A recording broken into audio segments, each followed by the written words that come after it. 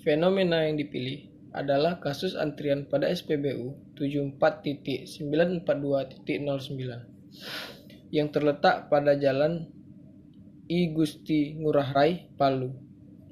Pada SPBU pengisian bahan bakar motor berikut hanya terdapat satu jalur, sehingga model yang dipakai merupakan single channel single phase service. Berarti hanya ada satu jalur yang memasuki sistem pelayanan atau ada satu fasilitas pelayanan. Single phase berarti hanya ada satu pelayanan sehingga yang menerima pelayanan langsung keluar dari dalam antrian. Bagian 2 yaitu elemen model antrian. Yang pertama A, distribusi kedatangan pelanggan yang terdapat dalam proses input penelitian ini meliputi sumber kedatangan yang merupakan variabel acak kontinu. Siapapun yang memerlukan bahan bakar untuk sepeda motor mereka bisa datang.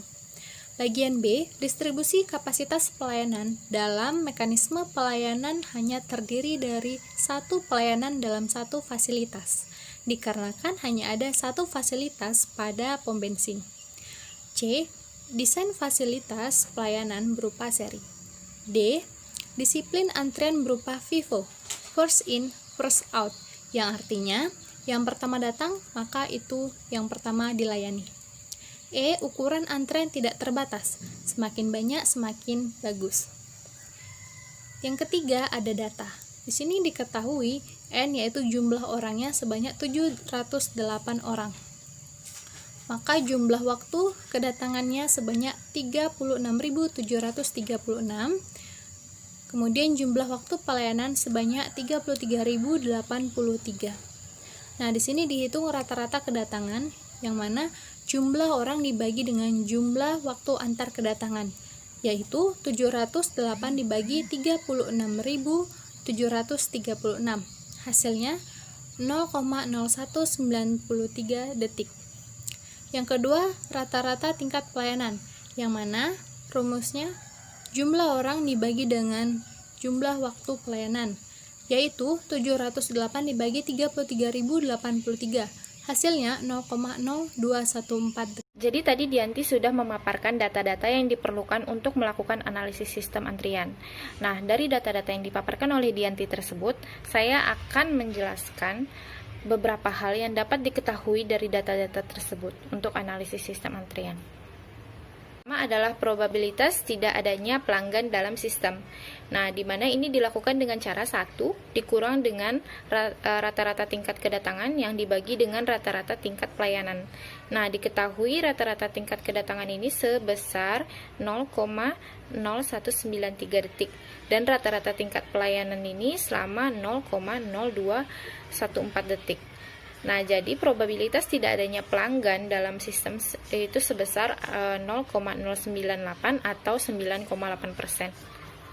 Kedua adalah jumlah pelanggan rata-rata yang antri dalam sistem antrian, di mana diketahui dengan cara rata-rata tingkat kedatangan yang dibagi dengan rata-rata tingkat pelayanan, lalu dikurang dengan rata-rata kedatangan.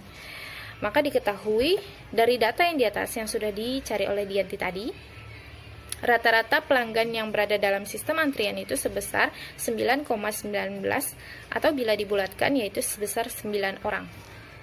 Adalah untuk mengetahui jumlah rata-rata yang antri dalam antrian, yaitu dengan cara dipangkatkan rata-rata tingkat kedatangan lalu dibagi dengan rata-rata tingkat pelayanan yang dikali dengan hasil pengurangan dari rata-rata pelayanan dan rata-rata kedatangan.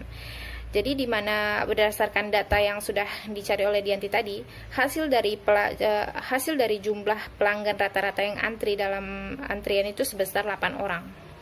Selanjutnya, yang keempat, dari data yang kita dapatkan tadi, dapat diketahui rata-rata yang dihabiskan seorang pelanggan dalam keseluruhan antrian sistem. Jadi di mana dilakukan dengan cara 1 dibagi dengan rata-rata tingkat pelayanan dikurang dengan rata-rata waktu kedatangan, di mana hasilnya adalah 476 detik, yaitu kurang lebih sebesar 8 menit. Selanjutnya adalah yang kelima, yaitu dari data-data yang kita dapatkan tadi dapat diketahui waktu rata-rata pelanggan yang dihabiskan untuk menunggu dalam antrian sampai dilayani, yaitu dengan cara rata-rata tingkat kedatangan dibagi dengan rata-rata tingkat pelayanan. lalu dikali dengan pengurangan rata-rata tingkat pelayanan dan rata-rata tingkat kedatangan, di mana sesuai dengan data yaitu sebesar 429 detik yang kurang lebih sebesar 7 menit. Jadi rata-rata pelanggan menunggu untuk sampai dilayani itu adalah sebesar 7 menit. Selanjutnya yang keenam yaitu diketahui akan tingkat kesibukan server, di mana dari data-data yang dipaparkan tadi dapat diketahui akan tingkat kesibukan server. Dilakukan dengan cara membagi rata-rata tingkat kedatangan dengan rata-rata tingkat pelayanan. Jadi diketahui dari data hasilnya itu sebesar 0,9018, yaitu 90,18%. Nah, maka total kesibukan server itu sebesar 90,18%.